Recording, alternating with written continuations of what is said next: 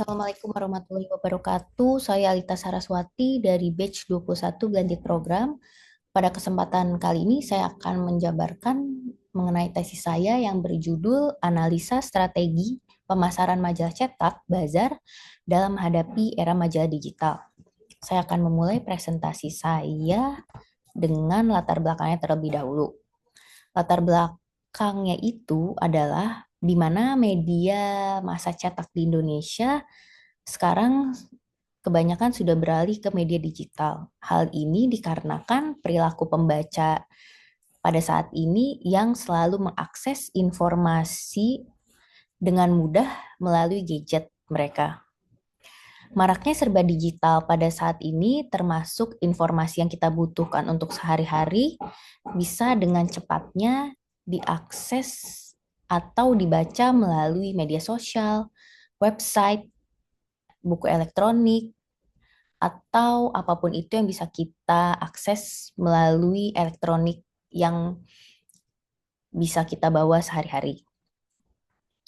Di Indonesia sendiri, menurut data Badan Pusat Statistik, menyatakan terjadi penurunan 6,5% pada tahun 2019 di bulan Oktober untuk peminat pembaca media cetak.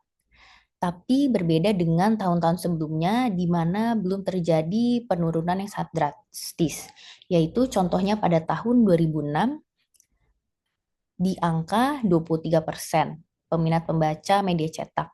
Tetapi terjadi penurunan kembali pada tahun 2019 menjadi 18,4%.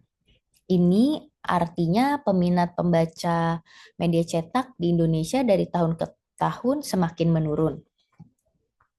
Selanjutnya, latar belakang dari analisa tesis saya ini, saya akan membahas mengenai salah satu majalah fashion yang berada di Indonesia, yaitu Harper's Bazaar Indonesia.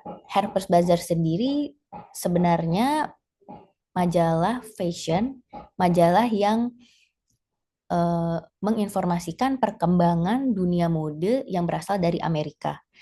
Tetapi sudah terbit di Indonesia sejak tahun 2000, di mana Harper's Bazaar Indonesia itu di bawah naungan grup MRA Media.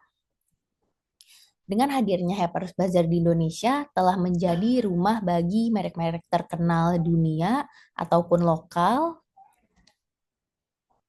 untuk melestarikan informasi dunia fashion yang terupdate pada saat ini. Yang menariknya dari analisa ini, kenapa saya mengambil Harper's Bazaar? Karena sampai saat ini Harper's Bazaar masih menerbitkan majalah cetaknya setiap bulannya, di mana itu sudah jarang terjadi untuk eksistensi majalah cetak di Indonesia. Yang bisa kita lihat banyak majalah di Indonesia yang sudah tidak menerbitkan lagi dikarenakan era digitalisasi. Tetapi berbeda dengan Harper's Bazaar Indonesia. Untuk itu, Harper's Bazaar Indonesia juga mengikuti perkembangan zaman dengan menciptakan bazar.co.id, di mana bazar.co.id adalah majalah digital yang bisa kita akses melalui gadget kita. Jadi, Bazar Indonesia itu mempunyai dua sisi, media cetak dan online, di mana para pembacanya itu bisa menikmati seputar perkembangan fashion, lifestyle, apapun itu dengan versi dan isi yang sama di bagian majalah fisik ataupun bagian online. Selanjutnya, rumusan masalah dari analisa saya dikarenakan berubahnya perilaku masyarakat yang selalu membutuhkan informasi secara cepat, menghasilkan peralihan yang tadinya masyarakat itu baik-baik saja dengan media cetak masih menikmatinya karena seiring perkembangan zaman dan teknologi, akhirnya masyarakat beralih ke media digital. Hal ini mengakibatkan para pelaku media massa, terutama industri media cetak di Indonesia yang masih memproduksi media cetak itu sendiri, harus selalu berinovasi dan memberikan angin segar atau konten-konten yang bisa menarik pembacanya agar transformasi perilaku perilaku masyarakat yang kebanyakan sudah beralih ke media digital bisa tetap membaca dan menaruh minat di media cetak. Terutama kita bisa lihat fenomena pada generasi saat ini di mana generasi muda seperti Gen Z, mereka ini sangat edik dengan adanya digital yang serba digital. Bahkan mungkin mereka sudah tidak mengenal lagi apa itu media cetak karena memang media cetak itu sudah sangat jarang bisa kita temukan. Tapi dengan adanya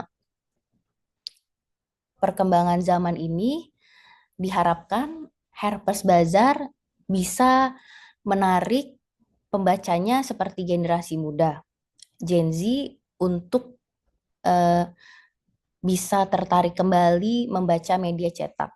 Karena yang membuat nilai plus Harper's Bazaar itu sendiri, mereka masih menerbitkan media cetak setiap bulannya, konsisten sampai sekarang. Itu bisa menjadi nilai plus Harper's Bazaar dan bisa membangun kembali budaya membaca di luar gadget atau media digital.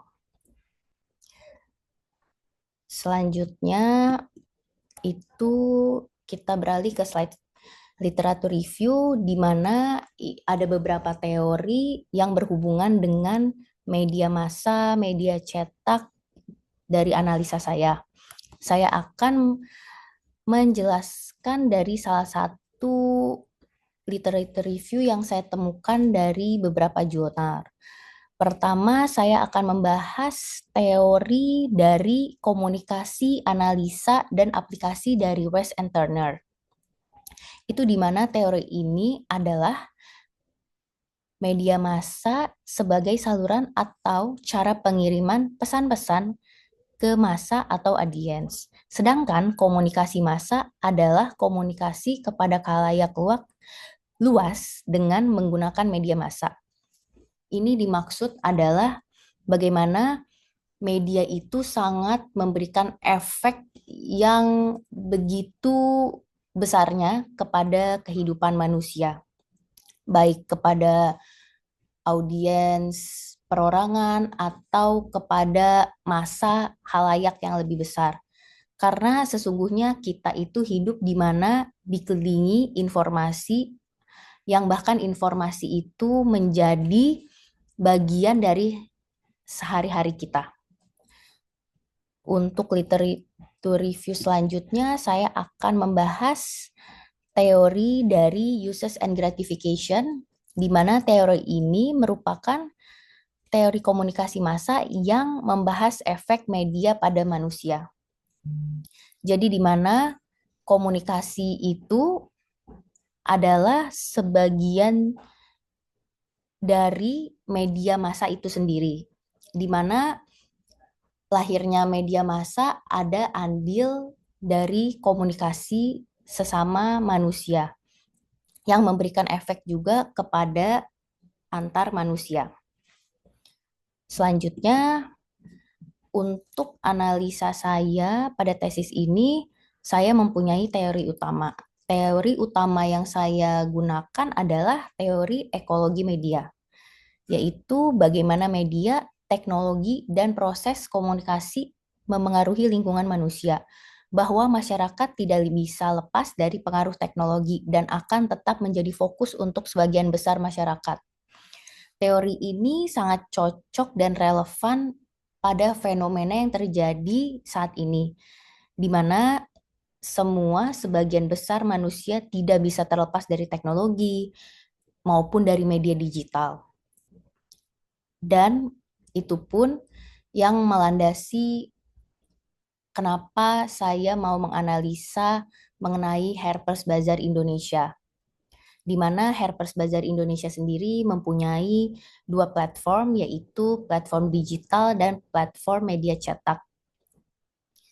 Selanjutnya, teori pendukung dari analisa saya adalah teori media McLuhan. Teori media McLuhan dan teori ekologi media sebenarnya itu masih berhubungan. Karena di mention pada teori McLuhan ini media adalah pesan, di mana setiap media adalah jenis lingkungan yang unik dan penggunanya secara luas membentuk kembali orang dan budaya. Media, teknologi, komunikasi, semua itu adalah hal yang berkesinambungan, adalah hal yang saling menyambung sehingga menciptakan budaya yang lahirnya itu dari media-media yang ada pada saat ini. Serta Luhan juga menyatakan media adalah pesan. Yaitu benar karena media seperti media cetak, media digital itu semuanya berisi pesan. Pesan informasi, berita, kejadian sehari-hari yang sangat kita konsumsi setiap hari. Demikian presentasi yang saya sampaikan. Ini adalah beberapa referensi yang saya temukan dari jurnal-jurnal untuk mendukung analisa saya. Terima kasih atas perhatiannya.